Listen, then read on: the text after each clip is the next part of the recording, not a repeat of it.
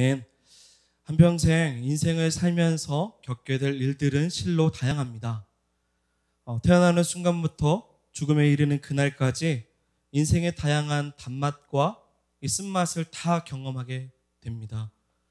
어떤 일에서는 성공을 하기도 하고 실패를 경험하기도 하고 기회를 얻기도 하고 기회를 잃기도 합니다. 이 모든 것이 인생의 경험들이죠. 때로는 사랑하는 사람들을 만나 사랑하는 사람을 만나 사랑을 배우기도 하고 그 사랑이 깨져서 이별이라는 아픔을 경험하게 되기도 합니다. 이 시간 다양한 이 경험들, 인생의 경험들을 다 어찌 설명할 수 있겠습니까? 그럼에도 단 한 가지 확실한 것은 이 수많은 인생의 경험들을 통해 현재 나라는 사람이 존재한다는 것입니다. 365일 매일매일 나를 위한 하루의 선물이라는 책이 있습니다. 우리가 흔히 알고 있는 내용이 이 책에서 경험이 곧 인생이다라는 말이 있습니다. 수많은 경험들이 곧 인생이라는 거죠. 오늘 시는 다윗의 시입니다. 아주 유명한 시죠. 특별히 시편 18편은 다윗의 수많은 인생의 경험들이 담겨져 있는 이 회고시입니다. 다윗은 지나온 모든 시간들의 과거들을 다 돌아보고 모든 시간마다 찾아와 주시며 인생을 운행하여 주시는 그 하나님이 나와 함께 하심을 기억하면서 그 내용을 담은 시가 오늘 우리가 읽은 시편 18편입니다. 시편 18편은 표제만 보아도 다른 시와 사뭇 다릅니다. 다윗의 인생에 우여곡절이 많다라는 사실을 보여주고 있는 듯한 표제를 담고 있습니다. 표제를 보실까요? 여호와의 종 다윗의 시, 인도자를 따라 부르는 노래. 여기까지는 다른 시와 같습니다. 그 다음 내용을 같이 한번 읽어보겠습니다. 여호와께서 다윗의 그 모든 원수들의 손에서와 사울의 손에서 건져주신 날에 다윗이 이 노래의 말로 여호와께 아뢰어 이르되. 아멘. 여기가 중요합니다. 여러분, 다윗의 인생에서 원수들의 손 그리고 사울의 손에서 건져주신 날, 그렇게 건져주시는 날이 몇 날 며칠일까요? 셀 수 있을까요? 다윗의 인생의 전체를 다 들여다보면 쫓기고 숨고 피하고 전쟁하며 생명의 위협의 날들을 경험하는 날들이 상당히 많습니다. 어찌 보면 인생 전체가 다 그거라고 이야기할 만큼 과언이 아닐 것입니다. 이 표제는 사무엘하 22장 1절과 거의 내용이 겹칩니다. 우리 1절 사무엘하 22장 1절 같이 읽어보겠습니다. 여호와께서 다윗을 모든 원수의 손과 사울의 손에서 구원하신 그날에 다윗이 이 노래의 말씀으로 여호와께 아뢰어. 아멘. 시편 18편에 있는 표제와 같죠? 그 말은 시편 18편을 읽을 때 어디를 읽어야 된다는 거죠? 사무엘 상하 전체에 다윗의 인생사를 이해해야만이 시편 18편이 이해가 되는 것입니다. 여러분, 다윗의 삶을 회고해 보면 이 죽을 뻔한 날들이 한두 번이 아니었습니다. 다윗이 어렸을 때는 하나님 말씀에 불순종했던, 망령된 행동을 했던, 그래서 버림을 받았던 이 사울을 대신해서 이스라엘의 다스릴 왕으로 택함을 받습니다. 그리고 나서 이 사무엘상 13장 14장에 보면 이 사무엘의 선지자를 통해서 이 기름 부음을 받습니다. 그러나 다윗은 실제적으로 왕의 자리에 오르기까지는 순탄치 않은 이 삶의 궤적을 밟기 시작을 합니다. 당시 시기와 질투로 그는 숱한 고비를 넘는 날들이 너무 많았죠. 사울이 남입니까? 사울은 그 당시에 장인어른입니다. 사랑하는 요나단의 친구 요나단의 아버지이기도 하죠. 가까운 사람입니다. 가까운 사람에게 끊임없이 피하고 도망을 다닌다는 것은 아주 괴로운 일일 것입니다. 이로 인해서 수많은 원수들이 생겼고 전쟁을 치를 수밖에 없는 형편에 다윗은 놓여지게 됩니다. 그 중에 사무엘하 21장 10절에서 15절의 말씀을 보면 이 사울의 공격을 피하다가 이 가드왕 아기스를 만납니다. 그 아기스 손에 죽지 않기 위해서 실성한 사람처럼 보여야 할 정도로 비참한 상황 가운데 처해 있기도 합니다. 사무엘하 21장 우리 12절과 13절 같이 한번 읽어볼까요? 같이 읽어보겠습니다. 시작. 제가 읽겠습니다. 다윗이 그 말을 그 마음에 두고 가드왕 아기스를 심히 두려워하여 그들 앞에서 그의 행동을 변하여 미친 채 하고 대문짝에 그저 그리며 침을 수염에 흘리매. 이 말씀에 보면 다윗은 가드와 아기스를 굉장히 두려워했고요. 그 앞에서 미친 채 하고 침을 수염에 흘릴 만큼 미친 척하는 행동을 했던 것입니다. 여러분, 괴로운 일입니다. 여러분, 일평생에 누가 남들 앞에서 미치지 않았는데 미친 척하고 침을 일부러 흘리기까지 하면서 생명을 잃을까 두려워하며 행동을 합니까? 그런 경험이 있습니까? 없을 겁니다. 다른 시각으로 이 말씀을 또 이해해보면 다윗은 한편으로 다른 사람이 보기에는 겁쟁이처럼 보이기도 합니다. 남자답지 않게 보이고요. 아기스가 뭐가 그렇게 두려워서 저럴까? 사울이 뭐가 무서워서 저렇게 피할까? 골리앗도 이 10대 때 물맷돌로 다른 방에 날렸던 그런 다윗임에도 불구하고 그런 패기와 담대함은 어디 가서 지금 저리 두렵다고 미친 채 하고 또한 침을 수염에 흘리기까지 저렇게 할까라고 생각할 수도 있습니다. 이런 비난을 받을 수도 있죠. 여러분, 사무엘 상하 전체를 보면 다윗은 충분히 싸울 수 있습니다. 싸울 수 있는 힘과 지혜가 그에게 있습니다. 오히려 사울을 2번이나 죽일 수 있을 만큼 그런 상황에 처해 있음에도 불구하고 죽이지 않고 겉옷자락만 자르고 올 만큼 막상 싸우면 이길 수 있는 사람이 다윗이었습니다. 그러나 말씀에 보면 다윗은 힘을 뺍니다. 정면으로 부딪히기보다 오히려 힘을 빼고 무엇을 하죠? 피하고 숨기로 결정을 하고 있는 것입니다. 여러분, 비겁한 것이 아닙니다. 사울이 무서워서 단지 도망가기 위해서 숨었던 것도 아닙니다. 다윗은 오히려 피하기를 원하셨던 그 하나님의 마음을 갖고 피했던 것입니다. 다시 말씀드리면 다윗은 오히려 피하기를 원하셨던 하나님의 마음을 알고 피했던 것입니다. 그로 인해서 다윗의 삶 가운데 가장 중요한 하나님을 경험합니다. 피하기 시작할 때 가장 중요한 하나님, 누구죠? 피난처 되신 하나님을 그 인생 가운데 경험하기 시작하는 것입니다. 그리고 피할 때마다 내 삶의 보호자 되신 하나님을 고백하며 경험하는 은혜가 다윗에게 있었습니다. 사랑하는 여러분, 만약 다윗이 수많은 전쟁과 원수들 앞에서 매번 싸우고 이기며 회개를 당당하게 했다면 과연 시편 18편의 말씀이 나왔을까요? 나오지 않았을 것입니다. 하나님께로 피했던 수많은 경험들, 피할 때마다 자신을 보호하시고 도우시는 그 하나님이 함께 하심으로 인해서 우리가 잘 알고 있는 시편 18편이라는 아주 주옥과 같은 말씀이 우리에게 전해진 것입니다. 여러분, 1절의 말씀 같이 한번 읽어보겠습니다. 나의 힘이신 여호와여, 내가 주를 사랑하나이다. 아멘. 먼저 1절에 보면 나의 힘이신 여호와여, 내가 주를 사랑하나이다. 오늘 이 저녁에 저와 여러분들의 고백이 되길 원합니다.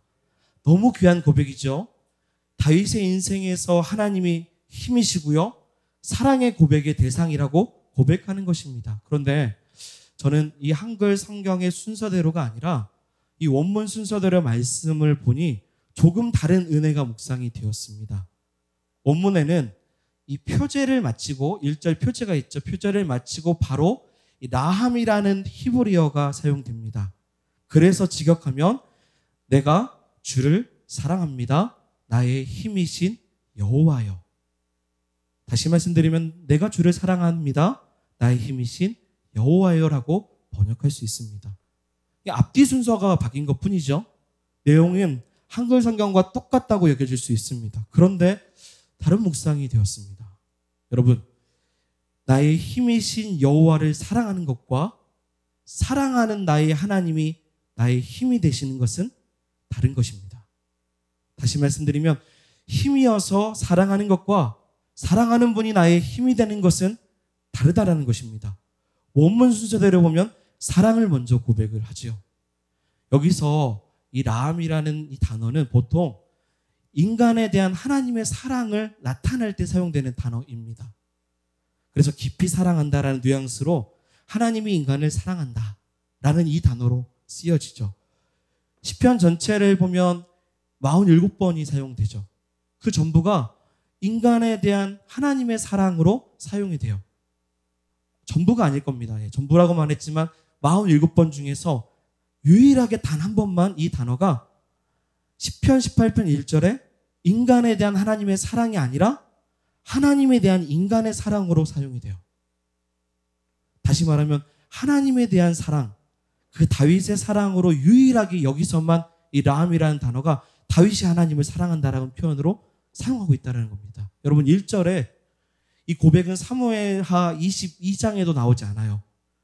그래서 더욱 귀하다고 생각이 됩니다. 가치 있는 고백이에요. 다윗이 얼마나 하나님에 대한 그의 사랑이 뜨거웠는지를 보여줘요. 하나님, 내가 하나님을 사랑합니다. 하나님, 내가 하나님의 나의 사랑이십니다. 그래서 그 하나님이 나의 힘이십니다. 여기서 라함은 미완료형으로 사용이 되었습니다. 미완료, 완료되지 않았다라는 거죠. 그 말은 사랑이 끝난 것이 아니라 계속 영원히 지속적으로 보여준다라는 거죠. 하나님을 향한 사랑이 식은 것도 아니고 추억 속의 사랑도 아니며 과거로부터 지금까지 사랑하는 마음이 바뀌지 않고 계속적으로 앞으로 하나님을 사랑한다라는 고백이 내가 주를 사랑하나이다. 여러분, 이 고백이 우리의 고백이 되길 원합니다.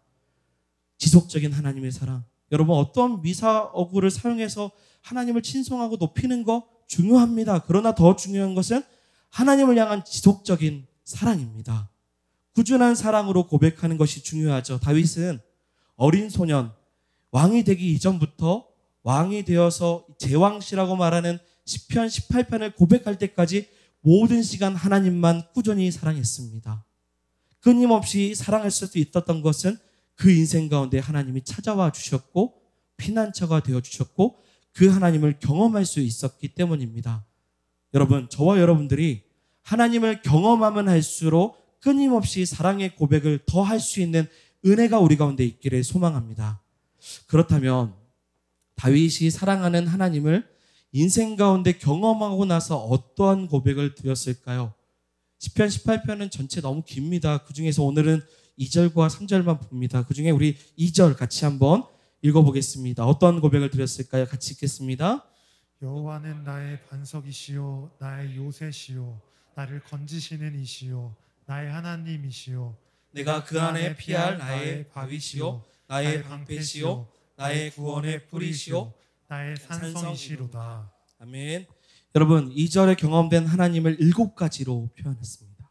반석, 뭐죠? 그 다음 요새, 건지시는 이, 바위, 방패, 구원의 뿔, 산성, 7가지를 표현했습니다. 다 운유로, 운유법으로 사용했습니다. 여러분, 운유법이라는 것은요, 전달할 수 없는 그 의미를 표현하기 위해서 당시 유사한 특성을 갖고 있는 어떤 다른 사물이나 어떤 관념적인 것을 통해서 표현하는 겁니다.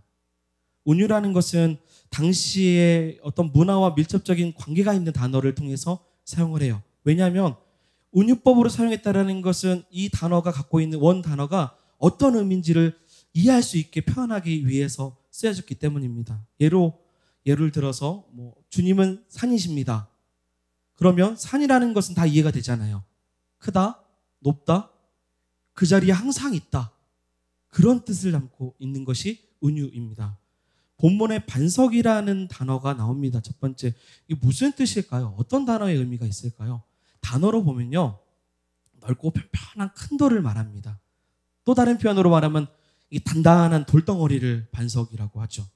문자 그대로 말하면 하나님은 뭐예요? 단단한 돌덩어리.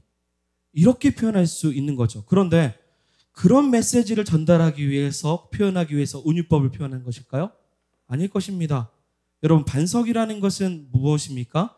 어떤 특성이 있죠? 흔들리지 않고 견고한 특성이 있습니다. 그 단어가 반석입니다. 따라서 하나님이 반석이라는 것은 하나님은 견고한 분이시고 여전히 흔들리지 않는 분이십니다라는 뜻을 전달하기 위해서 반석이라는 단어를 씁니다. 여러분의 하나님은 반석이십니까? 본문에서 이 반석이라고 말하는 이 반석 되신 하나님을 경험하고 계십니까? 본문에서 반석과 좀 비슷한 단어가 또 2절에 하나 나옵니다. 뭐가 나오냐면 바위라는 단어입니다. 이것도 돌이죠. 그런데 이때 쓰여진 이 바위는 피난처 혹은 그늘이라는 표현으로 피할 곳으로 사용됩니다. 여러분 2절의 7가지 모든 이 은유적인 표현은 결국 한 가지를 말하고 있습니다. 그게 무엇이냐면 보호자 되시는 하나님을 말하고 있습니다. 무엇이라고요? 보호자 되시는 하나님을 표현한 것입니다. 사랑하는 여러분, 그런데 제가 여러분들이 반석이라는 이 고유한 특성을 제가 모르실까 봐 설명하는 걸까요? 아니겠죠. 방패라는 단어가 전쟁 도구가 아니라 다른 의미가 있습니다라는 걸 모르실까 봐 제가 지금 이야기하는 것일까요? 우리는 이미 신앙생활하면서 하나님이 우리의 요새, 반석, 산성, 피할 바위이심을 수없이 들었습니다. 관념적으로 다 알고 있는 내용입니다. 그런데 뜻을 몰라서 지금 말씀드리는 것이 아니라 관념적으로 이해하지 못해서 표현하는 것이 아닙니다. 지금 말씀드리고 있는 것은 다윗이 직접 만나 경험했던 그 하나님이 이런 분이신데 이런 분을 우리가 지금 경험해서 다윗이 만났던 그 하나님과 동일한 하나님을 내가 경험하고 있는지를 생각해 보고 있는 것입니다. 만약에 반석 되신 하나님을 다윗이 만났던 하나님을 제대로 이해하지 못하면 우리는 반석이라는 단어, 하나님을 그냥 돌덩어리로밖에 여기지 못할 것입니다. 하나님을 이 요새라는 표현을 썼을 때 그냥 방패 시설이구나라고만 생각할 수밖에 없죠. 하나님이 반석이라는데 그래서 어쩌란 말입니까? 라고 할 만큼 이런 불신앙적인 모습이 혹은 우리 가운데 있을 수도 있다는 것입니다. 표면적인 의미로만 이 단어를 우리가 이해한다면 우리는 오늘 이 저녁에 우리 인생을 변화시킬 하나님을 만나지 못하고 돌아가게 될 것입니다. 코로나 이전에 TV 프로그램 중에서 여행과 음식에 관한 여러 가지 프로그램들이 굉장히 많이 있었습니다. 다들 한 번쯤 보셨을 거예요. 단 한 번도 가지 못했던 나라나 이 관광지에 대한 영상을 TV에서 보여주면 직접 가보지 못한 사람들에게도 흥미가 생겨요. 그래서 저런 곳도 있구나. 내가 한번 저런 곳 가보고 싶으면 좋겠다. 한 번쯤 그곳에 가면 좋겠다라는 생각을 갖게 되죠. 저도 딱 보면서 서유럽 한번 가면 좋겠다. 뭐 그런 생각도 갖게 됩니다. 또한 음식 관련된 프로그램을 보면 평생에 단 한 번도 먹어보지 못하고 들어보지도 못한 음식이 너무 신기하게 TV에 가운데 나옵니다. 그걸 보면서 저건 무슨 맛일까? 어떻게 먹는 것일까? 굉장히 궁금해요. 그런데 그런 TV 프로그램들을 수없이 보고 여행을 보고 음식을 보아도요. 실제적으로 그게 무슨 맛인지 그 나라의 기온이 어떠한지 어디서 어디에 무엇이 있는지 사실은 그 영상을 통해 다 이해할 수 없습니다. 이유는 직접적인 경험이 아니라 어떤 거죠? 간접적인 경험을 영상을 통해서 했기 때문입니다. 사랑하는 여러분, 다윗은 오늘 본문에 나오는 하나님을 직접적으로 경험한 하나님을 고백했습니다. 원수들의 불화살 때문에 도망친 후에 험난한 삶을 살고 그 고난 가운데 하나님이 나의 바위시고 방패시며 요새라는 사실을 충분히 경험한 후에 그 건져주신 날 후에 이렇게 고백을 하고 있는 것입니다. 그래서 2절의 모든 은유 표현에 보면 그 앞에 한 단어가 붙어 있어요. 그게 무엇이냐면 나의 라는 단어입니다. 나의.